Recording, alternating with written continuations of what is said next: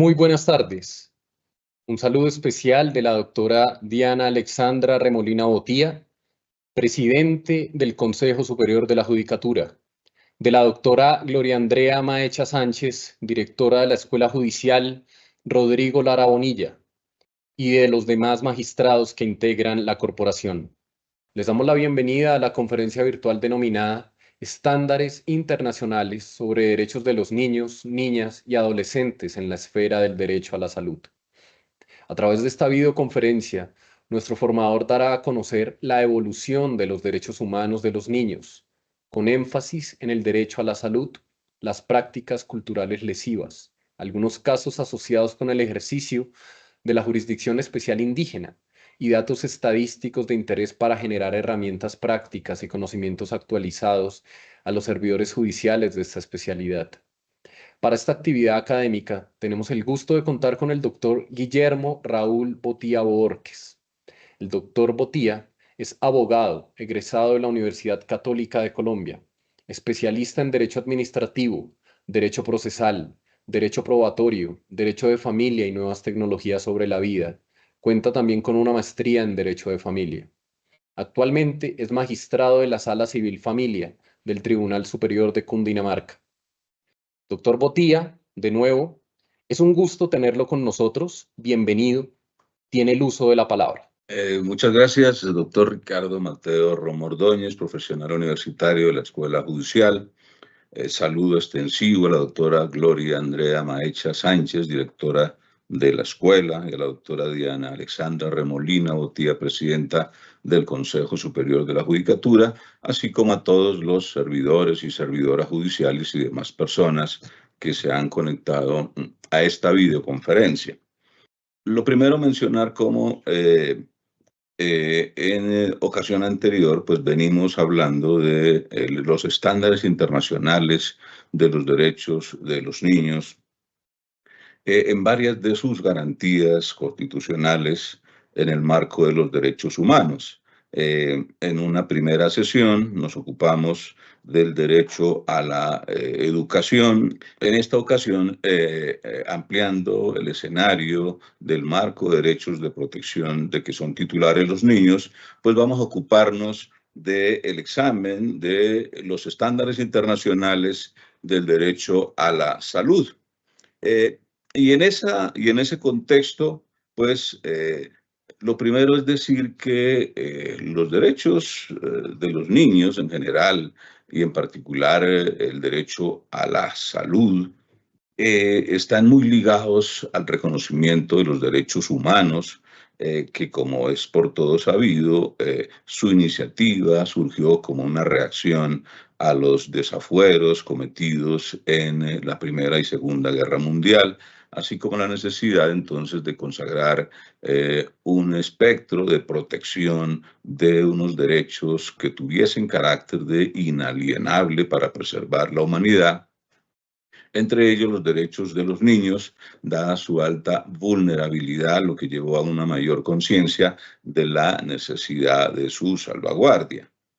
Con el ánimo de alcanzar una mejor comprensión sobre el contenido de estos derechos, pues vamos a aprovechar en esta primera parte introductoria a hacer una especie de exploración cronológica que nos muestre la manera como ha venido desarrollándose esa evolución. Ejercicio que se apoyará en documentos oficiales publicados básicamente por la UNICEF, y en ello se destaca cómo el concepto de los derechos humanos y el derecho de los niños comenzó a cobrar forma a partir de mediados del siglo XX, pues antes los niños eran simplemente considerados como una propiedad, si se quiere, una extensión de la personalidad jurídica de sus padres y entonces carecían de derechos específicos. Uno de los hitos más relevantes en este contexto pues, fue la Declaración de Ginebra del año 1924, documento que sentó las bases para la protección de los derechos de la infancia a nivel mundial. a pesar de que es apenas una declaración, pues es sin duda un instrumento trascendental en lo que concierne a los derechos de los niños, pues estableció como principio que la humanidad debe al niño lo mejor que ésta puede ofrecerle y plantea que las necesidades fundamentales de los niños son bienestar, desarrollo, asistencia, socorro y protección. Esta Declaración de Ginebra reconoció la importancia de garantizarle a los niños cuidado, alimentación y, por supuesto, salud, así como protegerlos frente a la explotación y el abuso, reconociendo por primera vez que los niños son sujetos de derechos con necesidades específicas que debían ser protegidas y garantizadas por la sociedad y por el Estado. Uno de los aspectos más destacados de la Declaración de Ginebra fue la afirmación de que el niño debe disfrutar de alimentación, descanso y recreo adecuados, así como que estableció 5 principios fundamentales para la protección de sus derechos. Eh, en primer lugar, que el niño debe ser puesto en condiciones de desarrollarse de manera normal, tanto material como espiritualmente, que el niño hambriento debe ser alimentado, que el niño enfermo debe recibir tratamiento médico, que el niño retrasado debe ser apoyado y el niño delincuente debe ser reeducado, así como también que el niño debe recibir ayuda como primer beneficiario en situaciones de emergencia, que el niño debe estar en condiciones de ganarse la vida y de ser protegido contra cualquier forma de explotación.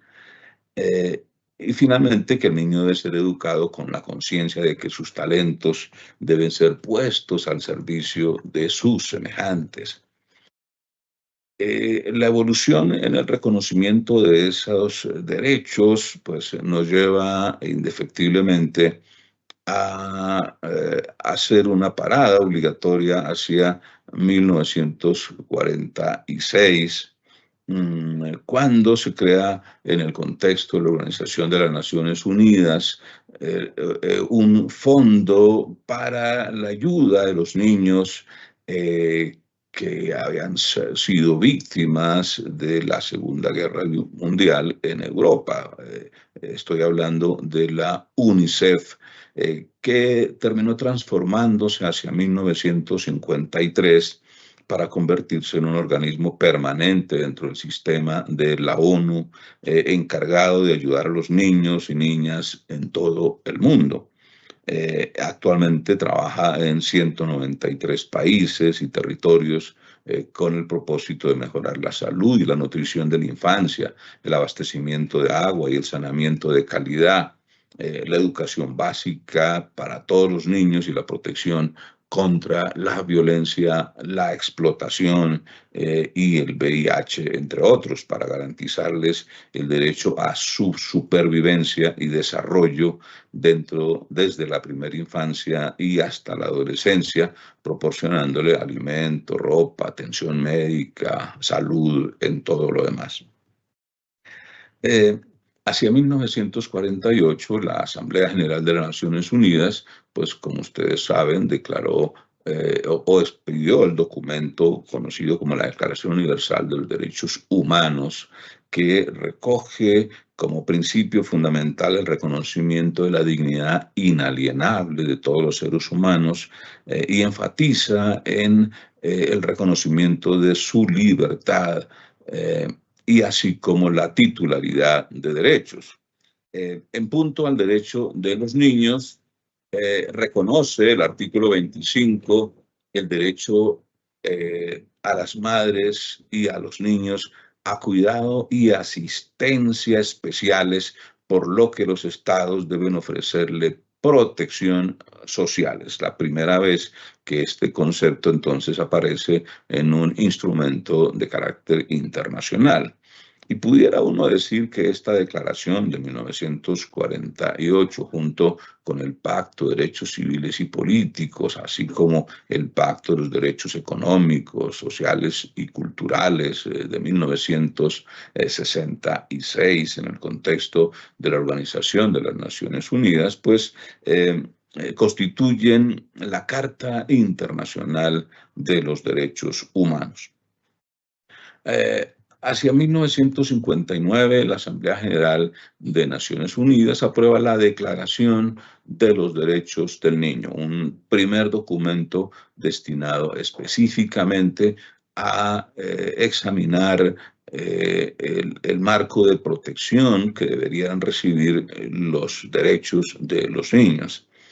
Y allí se reconoce entonces expresamente el derecho de los niños a la educación, al juego, a la atención en la salud y a un entorno que les sirva de apoyo. Reconoce que el niño debe desarrollarse de manera física, mental, moral, espiritual y socialmente en forma saludable y normal, así como en condiciones de libertad y de dignidad. Ya hablamos de el Pacto de Derechos Civiles políticos, así como el Pacto de Derechos Económicos, Sociales y Culturales de 1966. Y poco tiempo después, la Organización Internacional del Trabajo aprueba la Convención 138, que fija ya una edad como límite para desempeñar trabajos que pudieran considerarse peligrosos para la salud, la seguridad o la moralidad de las personas. Y ese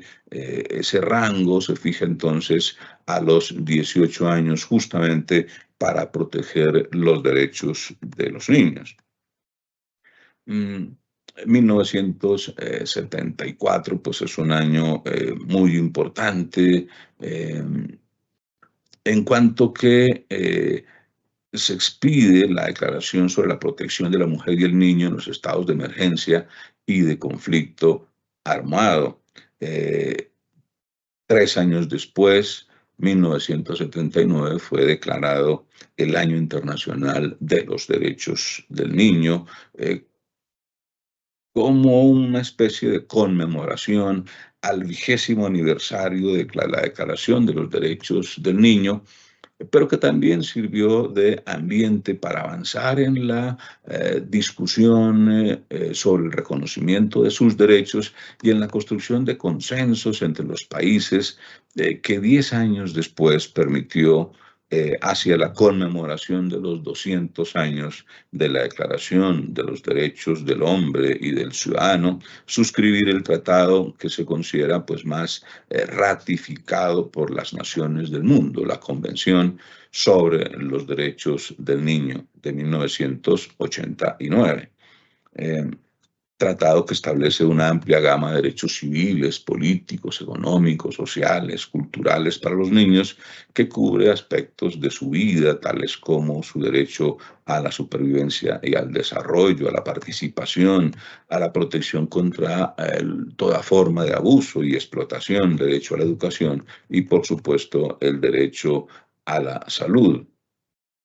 Según la visión que presenta la Convención, el niño es un individuo, un miembro de la familia y de una comunidad con derechos y responsabilidades apropiados a su edad y a su madurez. Reconocimiento que permite ver al niño como un ser integral, como un sujeto titular de derechos y no simplemente como entonces pudiera concebirse como un adulto en potencia o un ser humano pequeño que demanda apoyo asistencial.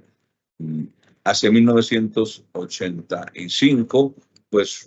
un documento muy importante en el contexto de las Naciones Unidas, destinados a regular los casos en los que pudieran ser procesados los niños menores de 18 años por conductas que pudieran considerarse como delito para considerar un tratamiento especial dentro de lo que se conoce como las reglas para el procesamiento de los niños cuando han incurrido en conductas que estructurarían delito. Hacia 1999, la Organización Internacional del Trabajo pues aprueba también un documento muy importante que enlista las peores formas de trabajo infantil y que exige la inmediata prohibición y eliminación de cualquier forma de trabajo que pueda perjudicar la salud, la moralidad o la seguridad de los niños. Hacia el año 2000, la Asamblea General de las Naciones Unidas aprueba un protocolo facultativo para la Convención sobre los Derechos del Niño de 1989 que obliga a los Estados parte a tomar medidas cruciales tanto para impedir que los niños participen en las hostilidades durante los conflictos armados como para poner fin a la venta, explotación y su abuso sexual. Este ejercicio pues, de acercamiento a la evolución de los derechos del niño, pues vamos a explorarlo de manera un poquito más puntual a partir de una presentación que me permito compartirles. Hablamos de un documento supremamente importante en la protección de los derechos del niño y particularmente en punto a el tema que nos convoca en esta ocasión, que es la exploración sobre los estándares internacionales en punto al derecho a la salud. Y entonces, aquí en este documento hay unas medidas realmente bien importantes, como la reducción de la mortalidad y la morbilidad, mortinatalidad infantil, el mejoramiento de la higiene y el trabajo, del medio ambiente, la prevención y el tratamiento de las enfermedades epidémicas, endémicas, profesionales y de otra índole, la creación de condiciones que aseguren a todos la asistencia médica, servicios médicos en caso de enfermedad. Y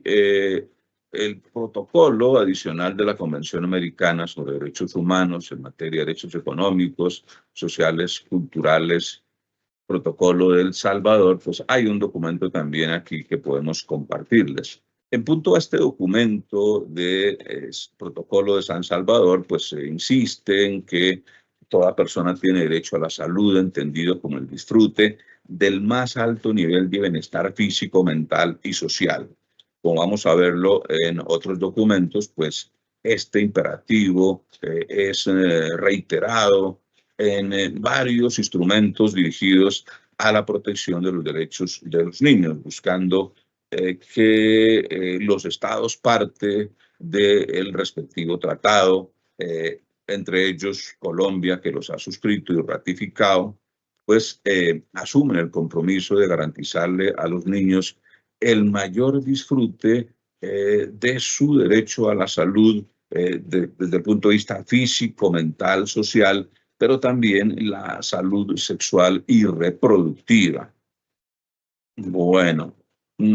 se reconoce entonces el derecho a la salud como un servicio público y particularmente el compromiso a adoptar medidas para garantizarla. ¿Cuáles medidas específicamente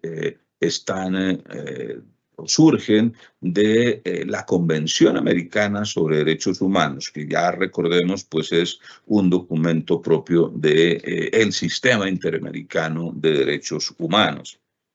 Atención primaria en salud, extensión de los beneficios del servicio de salud a todos los individuos sujetos a la jurisdicción del Estado, la total inmunización contra las principales enfermedades infecciosas, prevención y el tratamiento de las enfermedades endémicas, profesionales y de otra índole, la educación de la población sobre la prevención y tratamiento de los problemas de salud y la satisfacción de las necesidades de salud de los grupos de alto riesgo y que por sus condiciones de pobreza pues se adviertan como más vulnerables. Sobre estas responsabilidades de los estados, pues se insiste en varios documentos, pues son verbos rectores de compromisos internacionales suscritos por los estados, parte asociados con el respeto, la protección y el cumplimiento de los estándares allí definidos, de las condiciones propias de los niños, de su derecho a acceder a los recursos en condiciones de igualdad sin ningún tipo de trato discriminatorio. Y aquí en la Convención sobre los Derechos del Niño se profundiza justamente sobre estos requerimientos que los Estados partes se comprometen a satisfacer en cuanto tiene que ver con los niños y en punto al derecho a la salud. El artículo 24 de la Convención insiste en la necesidad de que por los Estados se adopten políticas, prácticas que estén dirigidas a reducir la mortalidad infantil y de la niñez. La atención primaria y sanitaria de los niños, también de carácter preventiva, combatir las enfermedades y la malnutrición, la asistencia prenatal y postnatal a las madres, la educación en salud básica y la nutrición, servicios de planificación familiar. Y un tema absolutamente importante sobre el cual vamos a detenernos, la abolición de prácticas tradicionales nocivas. Vamos un poquito más adelante a ocuparnos de este capítulo. Lo dejamos pendiente para mirar dentro de los criterios de no discriminación, pues un documento muy importante que articula en punto a los derechos sobre las personas en situación de discapacidad, pero perfectamente aplicable al contexto de los derechos de los niños, pues asociado con la necesidad de proteger su salud sin discriminación, teniendo en cuenta cualquier asunto o rango de género, incluida la rehabilitación relacionada con la salud, el derecho a ser incluido en programas de atención a salud gratuitos, a precios asequibles, a proporcionar los servicios de salud, incluida la pronta detección e intervención cuando proceda, servicios destinados a prevenir y reducir el máximo la aparición de nuevas discapacidades, incluidos los niños y las niñas y las personas mayores. En punto a la salud también sexual y reproductiva, pues unos compromisos absolutamente trascendentales, porque buscan entonces que no haya una discriminación de las personas con situación de discapacidad y, por supuesto, entre ellos los niños, que por cuenta de limitaciones de carácter físico, mental, sensorial, psicológico, pues sean inhibidos del derecho a ejercer su sexualidad y su derecho reproductivo de la manera como su propia conciencia se lo determine. Ciertamente que fruto también de los exabruptos conocidos por la ciencia en el contexto de la Segunda Guerra Mundial, pues se empezó a hablar del concepto de la eugenesia, que es un elemento dirigido a limitar los derechos reproductivos de las personas que tienen algunas limitaciones, porque con ellos se entendía que se limitaba también la capacidad de los países y de las personas en general a acceder a los bienes y servicios en las mejores condiciones posibles. Ese concepto, por supuesto, ya en el marco de todo el espectro de derechos humanos que hemos venido examinando, pues está claro que no puede repetirse y no puede considerarse como una política que pudiera ser repetida o implementada por cualquier Estado.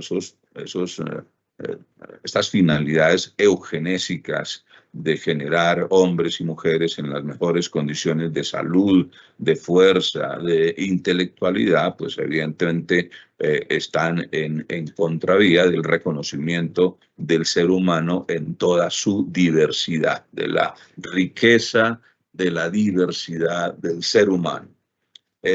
Como parte de estos documentos, también el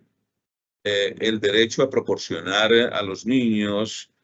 y a las comunidades con discapacidad, pues la asistencia y los servicios en condiciones que puedan ser accesibles. Exigirá a los profesionales de la salud que presten a las personas con discapacidad atención en la misma calidad que se ofrece a las personas que no tienen alguna limitación particular. Y entonces aquí se pregona la necesidad de lo que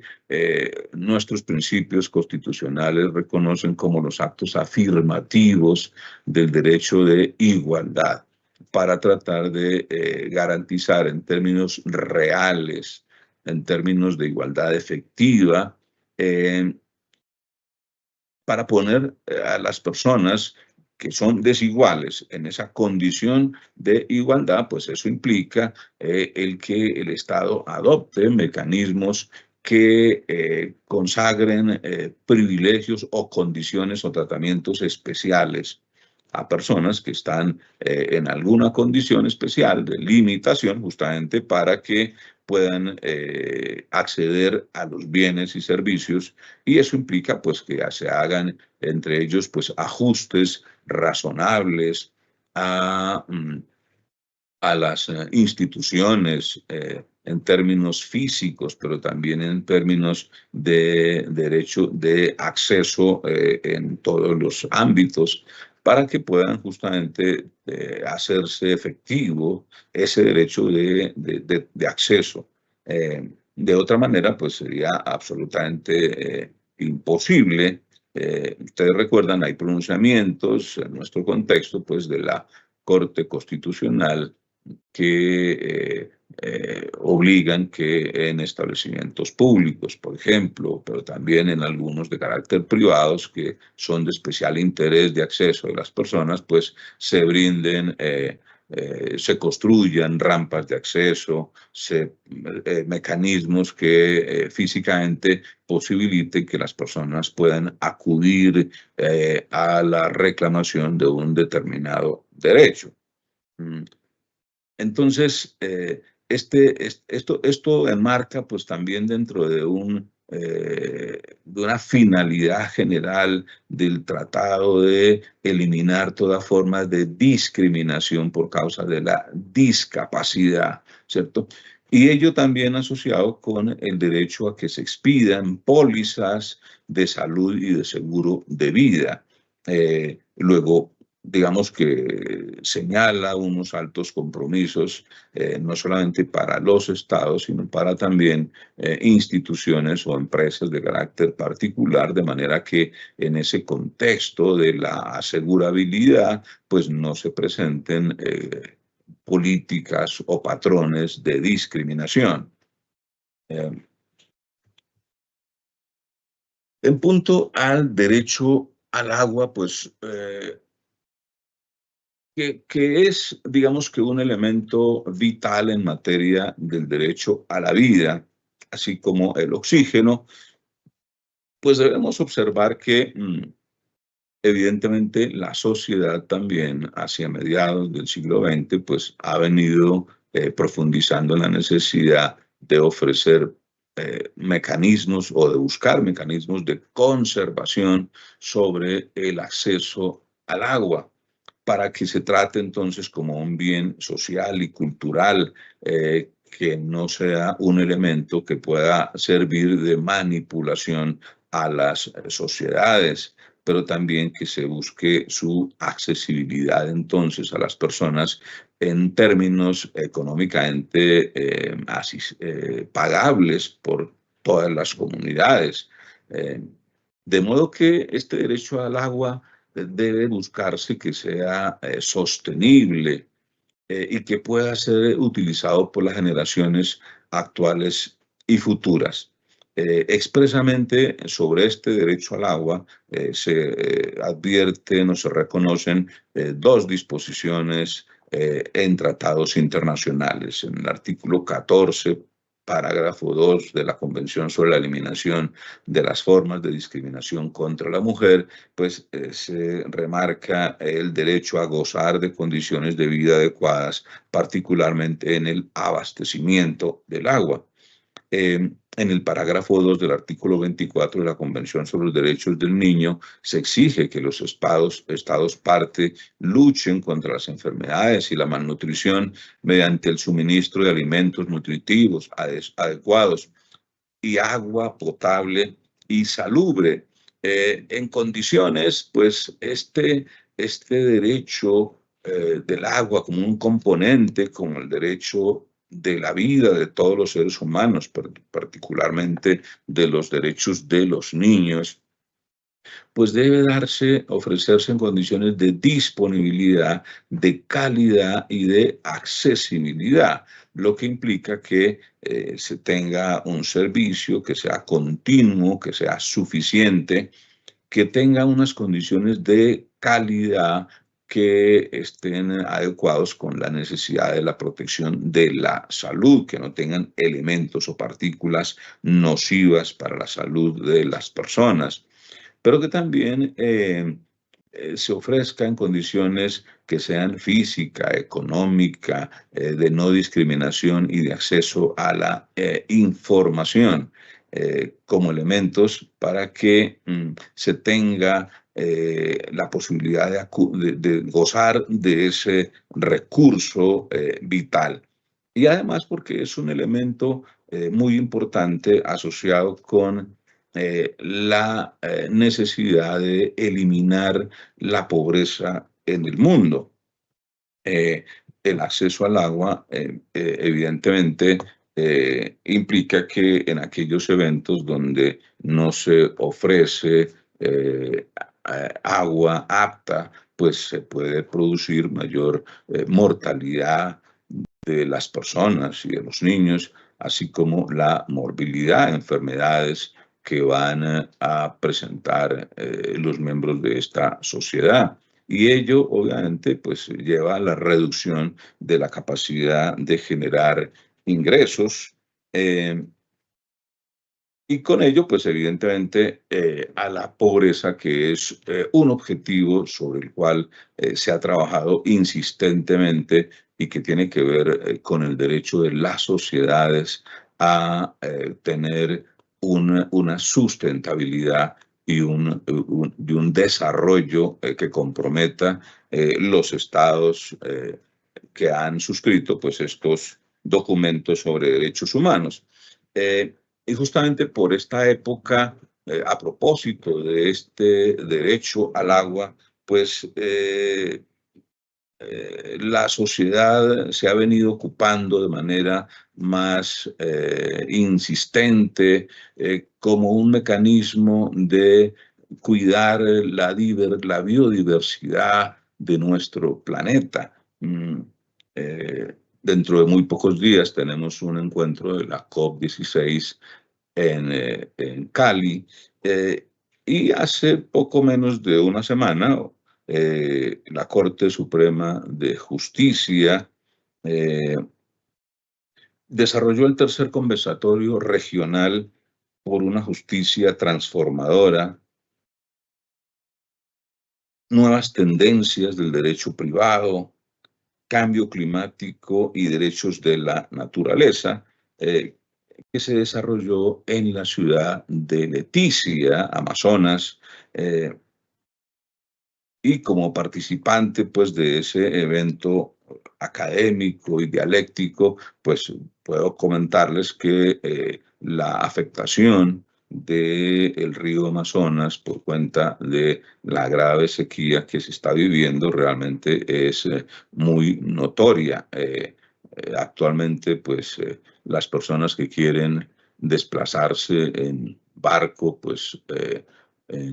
tienen que hacer unos desplazamientos de cerca de 40, 45 minutos por una trocha para llegar al acceso del río y poder navegar. Eso realmente es muy sobrecogedor, sobre todo porque he tenido la posibilidad de conocer el río pues en condiciones de plena navegabilidad, y estamos hablando pues de un río absolutamente fundamental para la humanidad, ¿cierto? Por eso allí se hace evidente esa afectación, ese impacto que se ha tenido en la naturaleza, y esas reflexiones entonces que tocan de manera muy frontal contra el derecho a la vida humana en el planeta, pues ha llevado a la necesidad de hacer profundas reflexiones. Y quiero compartirles un par de las conclusiones de ese evento, conclusiones que fui honrado en presentar o en socializar allí. Y entonces, lo primero es decir que a partir de la segunda mitad del siglo XX se empezó a hacer conciencia de la finitud del planeta, de la realidad de su afectación por causa de la sobreexplotación. Y ello, entonces, demanda la necesidad de su conservación, reconociendo que habíamos llegado o que hemos llegado a un punto de inflexión, pues ese ser vivo que es la Tierra se ha visto irreversiblemente lesionada y condenada a su extinción, y con ella la propia extinción del ser humano. La sobreexplotación ha venido depredando y contaminando a tal extremo que la capacidad de adaptación del ser humano al medio ambiente termina siendo superada por la degradación ambiental, cambio climático, calentamiento global y emanación de gases de efecto invernadero, deshielo de los polos, todo por cuenta de que somos muchos, producimos mucho y consumimos mucho. En este contexto, han venido sugiriendo distintas acciones que parten de apreciaciones epistemológicas diferentes. Una con visión antropocéntrica dirigida a buscar la protección de la naturaleza en cuanto es fundamental para garantizar la existencia humana, y una visión novedosa ecocentrista desde la cual se percibe a la naturaleza como un sujeto de derechos, como con un valor moral intrínseco. Y desde esta perspectiva, a partir de la concepción de ser la nuestra una constitución ecológica, la jurisprudencia tanto de la Corte Suprema de Justicia como de la Corte Constitucional han venido reconociendo derechos a biomas ambientales como el río Atrato, la Amazonía colombiana, los ríos La Plata, Cauca, Pance, Magdalena, Otún, el páramo de Pisba, y más recientemente el Parque Isla de Salamanca y el Parque Nacional Los Nevados, entre ellos, entre otros muchos ecosistemas reconocidos como sujetos de derechos. Otra conclusión entonces de este evento dialéctico nos recuerda entonces la necesidad de modificar nuestros hábitos de consumo, la modificación de nuestro comportamiento de manera que sea más armonioso con la naturaleza, que se convierte en un imperativo ético para evitar el colapso, y por lo tanto tratar de retardar el deterioro total de la naturaleza y del planeta, ya que tenemos que aceptar de la irreversibilidad del daño que se le ha causado para alcanzar su natural equilibrio. De lo que se trata entonces es de adoptar comportamientos que causen el menor impacto posible en el deterioro de las condiciones de vida de todos los seres que pueblan la Tierra, bajo la premisa fundamental de que no podemos seguir demandando más y más recursos, buscando la mayor satisfacción de nuestras necesidades de consumo, sino que debemos, por el contrario, contribuir en la mitigación del daño causado, principalmente en el uso de la herramienta la educación como instrumento para hacer conciencia de nuestra responsabilidad en busca de ofrecer a las futuras generaciones el derecho a vivir en este planeta, a tomar agua limpia y a respirar oxígeno. En esa tarea todos tenemos una importante función que cumplir. Es mucho lo que podemos decir de la necesidad de adoptar conductas ambientalmente sanas o, si se quiere, inocuas, que no generen un impacto a la naturaleza. Se han diseñado muchas desde la necesidad de reforestar, de evitar la tala masiva de árboles, la extensión de cultivos y de territorios destinados a la ganadería, de manera que se genere un menor impacto posible al bioma de la naturaleza, evitando que siga produciéndose ese calentamiento global que tanto nos ha angustiado. Hacia el siglo pasado, en algunos de los encuentros sobre el tema, pues la proyección implicaba que los estados se comprometieran a adoptar políticas que permitieran que la temperatura del planeta no superara más de 2 grados en el siglo XXI. Pues bien, a esta altura de lo que va transitado de ese siglo, pues ya hemos alcanzado esos 2 grados adicionales que se buscaba evitar. Realmente sin querer producir alarma, pero realmente el daño ambiental que se ha causado es absolutamente enorme y cada vez pues vamos viendo las consecuencias. Tenemos como los incendios forestales pues son el pan de cada día, no solamente en nuestro país. Ecuador actualmente también acusa un grave deterioro por estas causas.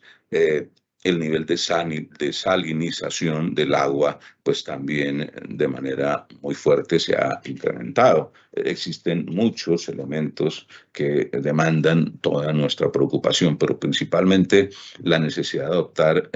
políticas institucionales, pero también comportamientos que no generen más ese deterioro, que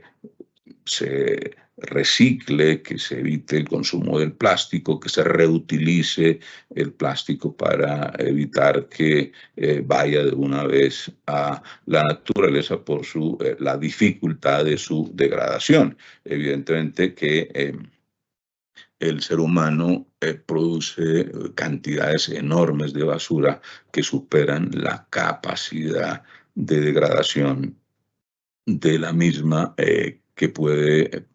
ejercer el medio ambiente. Entonces, de ahí pues el llamado también a la conciencia en este particular aspecto. Hablamos de cómo dentro de las políticas de los estados, fruto de la Convención sobre los Derechos del Niño, uno estaba dirigida a evitar o eliminar las prácticas nocivas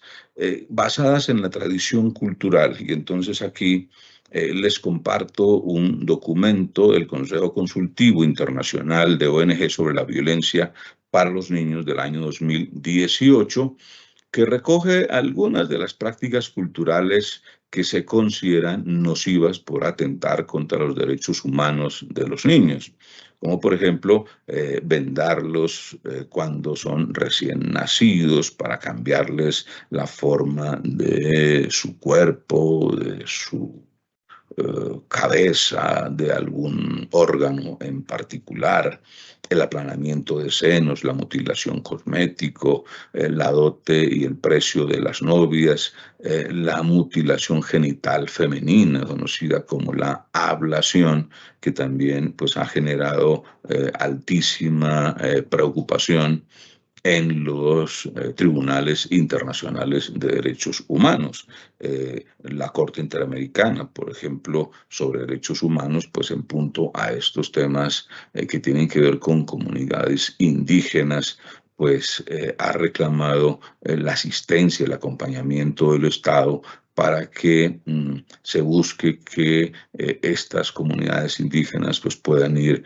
modificando sus hábitos, sus conductas hacia comportamientos pues, más ajustados a los estándares de derechos humanos, reconociendo que aún en el contexto de la autonomía de los pueblos indígenas, pues debe hacerse prevalecer el derecho fundamental de los niños a su interés superior, es decir, lo que se conoce como el interés superior del niño y la niña indígena. También como práctica de esas culturas,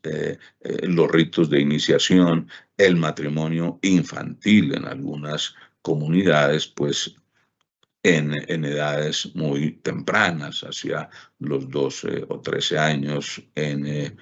algunas comunidades indígenas nuestras, pues es parte de sus de sus hábitos o de su cosmovisión en los conceptos estrictos de la familia y de la manera como ellos entienden estas formas de vida de las personas y su preparación hacia la adultez. Entonces, por esa razón, la necesidad de que poco a poco se vaya avanzando en la eliminación de pues, estas prácticas.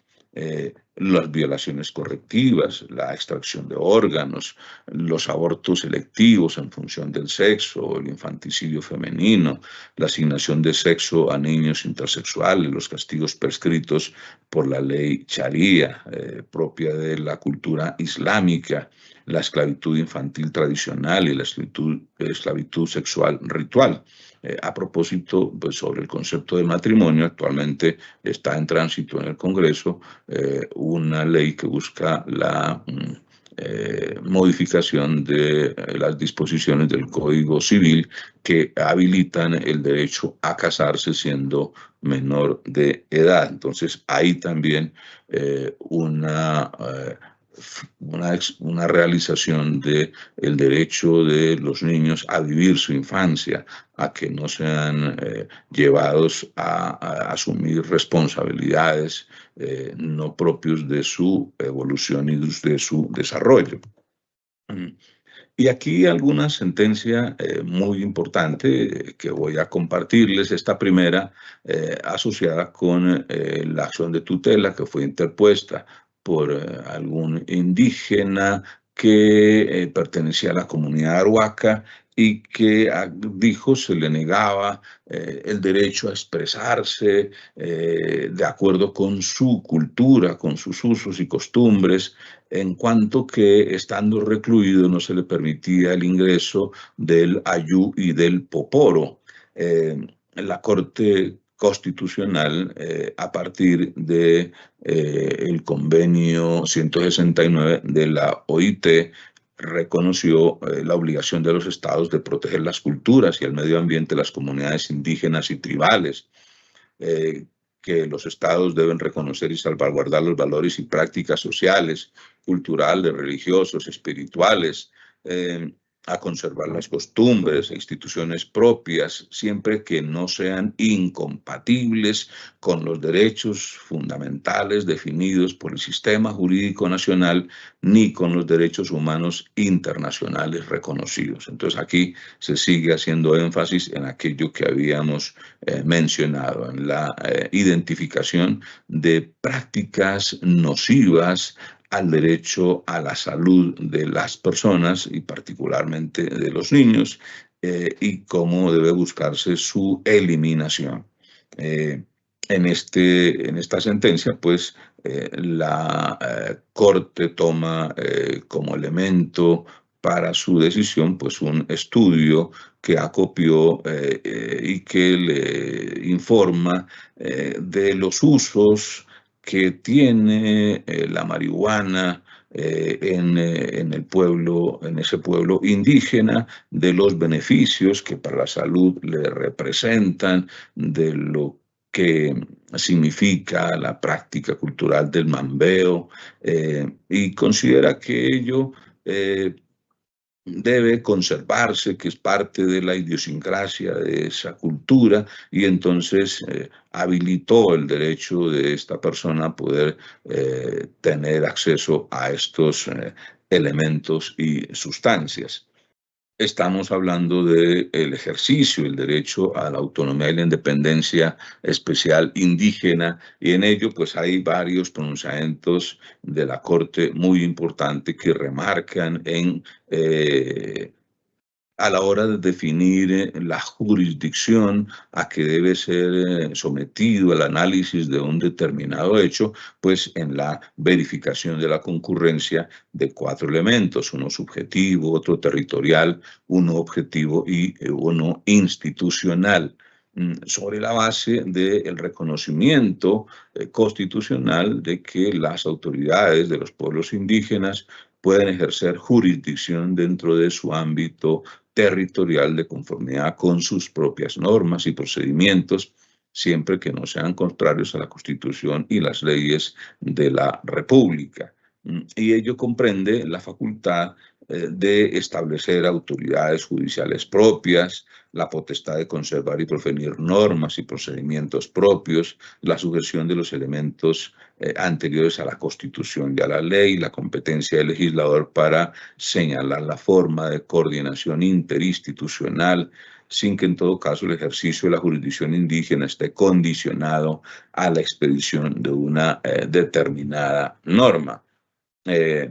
Uno de esos eventos asociados con la mortalidad y desnutrición de los niños de la comunidad Wayuu, pues se produjo o dio lugar a la necesidad de impacto de decisiones tanto por la Comisión Interamericana de Derechos Humanos como posteriormente por la Corte Constitucional, que a través de sentencia T-302 del 2017 declaró el estado de cosas inconstitucionales en cuanto a los derechos de los indígenas al agua potable y a la alimentación, al punto de poner en riesgo su supervivencia física y cultural. Ya la Comisión Interamericana de Derechos Humanos, preocupada por la denuncia sobre desnutrición y mortalidad de los niños de esta comunidad indígena, evidenciada de manera más fuerte en los municipios de Riohacha, Manaure, Uribia y Maicao, había ordenado al Estado colombiano a través del Instituto Colombiano de Bienestar Familiar, pues que pusiera en marcha las políticas de nutrición, de asistencia, para que se disminuyeran pues esos datos estadísticos absolutamente aterradores. Entre ellos, pues, se menciona cómo en el año 2016 el Departamento Nacional de Estadística reportó 82 menores de 5 años muertos por este flagelo en todo el departamento, y el 76 en los 4 municipios que fueron identificados por la comisión. Entonces, aquí hay unas responsabilidades muy importantes que también la Corte Constitucional entonces identificó para que por cuenta del Estado colombiano se adoptaran instrumentos dirigidos a aumentar la disponibilidad, acceso a la calidad del agua, a mejorar la efectividad de los programas de atención alimentaria, aumentar la cobertura de los programas de seguridad alimentaria, y sobre la base de unos datos estadísticos muy importantes que aparecen recogidos en una publicación que hizo el periódico El Tiempo en edición del 24 de septiembre del año 2022. En 2017, La Guajira es el departamento con la tasa más alta de mortalidad infantil por desnutrición, mientras que la media nacional era de 4,96 menores de edad fallecidos por cada 100.000 habitantes. Allí el indicador era de 34,9 por cada 100.000 habitantes. De alguna manera, gracias a los comportamientos, a las políticas asistenciales que durante cerca de 2 gobiernos se adelantaron para dar cumplimiento a las recomendaciones de la Comisión Interamericana de Derechos Humanos y de la Corte Constitucional, se redujo la mortalidad de los niños en estas comunidades, y entonces las cifras publicadas muestran cómo en 2021 la mortalidad infantil se redujo a 20,8, lo que por cada 100.000 habitantes, es decir, casi a la mitad de lo que se reportaba hacia 2017, lo que no significa pues que esté suficientemente protegida el derecho a la salud de estos niños en la comunidad wayúu, pero sí que hay un avance importante pues en esa finalidad. Una estadística para mostrarles finalmente asociadas con el altísimo impacto que tiene la vida y la salud de los niños en el contexto del conflicto armado, particularmente pues en Colombia, pues muestra que hay unas aterradoras cifras. De manera general, se encuentran reportadas 27.180 violaciones graves, de las que 24.300 fueron cometidas en el año 2022, 2.880 con anterioridad, pero apenas identificadas en ese año, que las violaciones afectaron a 18.890 niños y niñas, que las violaciones más cometidas fueron la matanza y la mutilación, seguida el reclutamiento y la utilización de niños, el secuestro, niños vinculados a grupos armados. Hace poco vimos cómo en nuestro país pues, se utilizan niños como escudos humanos y cómo grupos insurgentes irrumpen en las instituciones de educación, en las escuelas, colegios públicos, en territorios lejanos de nuestro país para refugiarse allí y evitar pues, que puedan ser bombardeados, atacados por la Fuerza Aérea Nacional. Entonces, esta altísima preocupación, no solamente en Colombia, sino en el mundo, por la utilización de los niños como escudo humano, que desconoce por completo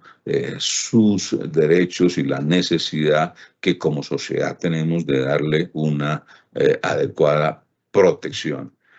Hay un documento del secretario general de la Organización de las Naciones Unidas del año pasado que reporta particularmente en la condición de Colombia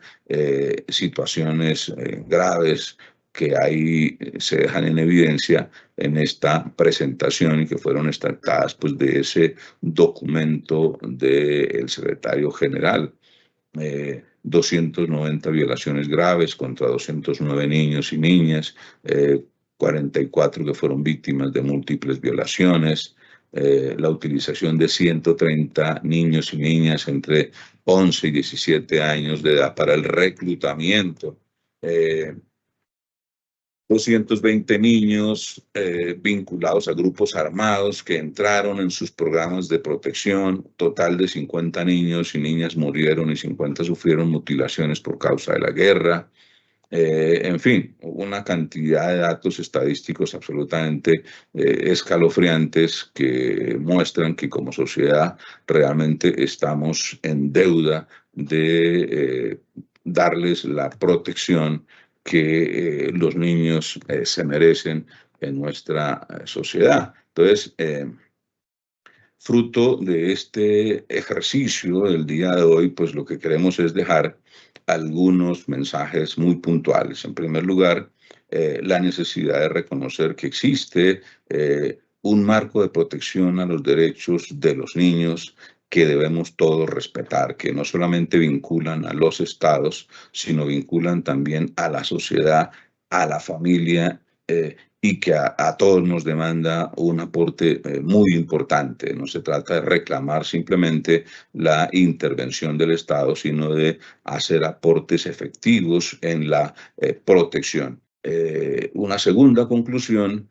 de este ejercicio, pues que nos lleva a reconocer que el nivel de destrucción de la naturaleza que hemos hecho, pues nos demanda unos compromisos enormes a todos en orden a reconciliarnos con la naturaleza, a ofrecerle condiciones de no sobreexplotación y sobreconsumo, que más bien implican la necesidad de adoptar conductas como sembrar árboles, proteger el río, no consumir más agua de la que estrictamente necesitamos para la atención de nuestras necesidades personales y del hogar, que no haya exceso de contaminación. Existen, o por supuesto, que políticas que deben atenderse desde los estados, pero más allá de esas políticas, que por supuesto son muy importantes, pues, y existen varios tratados que se han suscrito en ese propósito. Tenemos el convenio de Río de Janeiro, tenemos el convenio de París, el protocolo de Kioto. Tenemos unos compromisos y unos documentos fruto de debates internacionales y de compromisos de los estados para procurar adoptar políticas que ayuden en la reducción del deterioro ambiental. Pero también lo que quiero insistir es en la necesidad de el compromiso de todos como sociedad para tratar de cuidar no solamente el derecho a seguir viviendo y poblando este planeta, sino principalmente con una finalidad y un compromiso intergeneracional. Es decir, que como sociedad entendamos que nuestra mayor responsabilidad es ofrecer garantías para que se permita que las futuras generaciones puedan tener acceso a los recursos naturales en condiciones siquiera semejantes a como las tenemos hoy. Entonces, ese es como unos breves acercamientos a modo de conclusión de este ejercicio académico que quisiera dejarles para su estudio. Bueno, creo que quedo a disposición de ustedes para que ustedes nos compartan si hay alguna inquietud de las personas que nos han acompañado. Doctor Guillermo, lo primero, muchas gracias. Desde ya lo decimos, reiteramos ese agradecimiento por su reflexión sobre esos estándares internacionales sobre derechos de los niños, niñas, adolescentes en la esfera del derecho a la salud. Ahora, atendiendo, digamos, a esta última parte, a estas conclusiones a las que usted llegaba, es muy potente y contundente ese énfasis entre estos estándares, el derecho a la salud, y se ve de por medio una lectura de interdependencia de los derechos, como la salud traza vasos comunicantes, por supuesto, con la vida, con la dignidad. Y ahí sí que llama mucho la atención este énfasis que usted también ha hecho con una recomprensión de la naturaleza, con esa consigna de intergeneración y esas responsabilidades que existen y están de por medio. Doctor Guillermo, de verdad, muchas gracias también por ese aporte, por el marco normativo. Y bueno, tenemos una pregunta aquí respaldada por un contexto. El contexto es el siguiente y luego vienen un par de preguntas. Nos dicen en el caso que se tramitó una tutela en favor de un menor con parálisis cerebral, discapacidad, donde se requería entrega de pañales y gastos de transporte dentro del mismo municipio de residencia, teniendo en cuenta que vive a más de 2 horas de donde la EPS le entrega los insumos médicos. Zona roja por permanencia de diferentes grupos al margen de la ley. Vienen las preguntas. ¿Qué posibilidades se encuentran para que esa EPS se comprometa con la entrega de ese beneficio dinerario? ¿Qué trámites habría que realizar? Esto teniendo en cuenta que esos gastos de transporte se le deben entregar al padre, pues el menor no tiene la posibilidad de movilización. Bueno, solo espero que este caso pues no corresponda a alguno de los asuntos que me competen como funcionario judicial, donde con frecuencia se abordan acciones de tutela asociadas con la necesidad de suministros de elementos como pañales, cremas, además de los pagos de los derechos de transporte o la habilitación de los mecanismos de transporte de las personas. Sí, evidentemente, a través de las acciones de tutela, pues la jurisprudencia ha reconocido cómo existe la posibilidad de que quienes carezcan de lo necesario para la atención de los niños que están en una condición especial o de las personas mayores de edad, pues puedan acudir a el sistema de salud a través del cual se puedan tener acceso a estos elementos. Recordemos que pues, eso hace parte pues, de el principio de corresponsabilidad en que como sociedad, Estado y familia pues tenemos para cuidar de las necesidades de nuestros pacientes. De manera que existen, digamos que algunas líneas de pensamiento doctrinal definidos ya por la Corte Constitucional que eh, han trazado los mecanismos para señalar en qué casos puede o debe accederse a este tipo de servicios, por ejemplo, el tema del transporte para la accesibilidad a un servicio de salud, porque evidentemente las personas carecen de los recursos necesarios y bueno, pues el sistema les ofrece unas citas médicas, unas terapias de rehabilitación, por ejemplo, pero las personas carecen de recursos para poder asumir los costos de desplazamiento. Eh, eh, Principalmente cuando esos desplazamientos pues, son intermunicipales y no se pueden ofrecer esos servicios en la misma localidad donde vive el paciente. Entonces, existen mecanismos a través de los cuales, por vía de tutela, pues se reclama que la IPS o la EPS ofrezcan la realización de esos derechos, aseguren que el paciente pueda tener el mecanismo de transporte necesario para su desplazamiento, que le ofrezcan el suministro de pañales, de cremas, de pañitos que necesite para la atención, porque todo hace parte del contexto del servicio de la salud que el Estado pues debe ofrecerle a sus miembros. Entonces, si definitivamente la familia no está en condiciones de poder asumir sus costos, pues el Estado, a través de las instituciones que prestan o empresas que prestan el servicio de salud, pues debe ofrecer esas garantías. Una vez definida la orden, si eventualmente hubiese incumplimiento, pues caben tanto el incidente de desacato como el incidente dirigido al cumplimiento de la medida. Son realmente dos herramientas procesales distintas, pero que en última llevan a la misma finalidad, y es asegurar la realización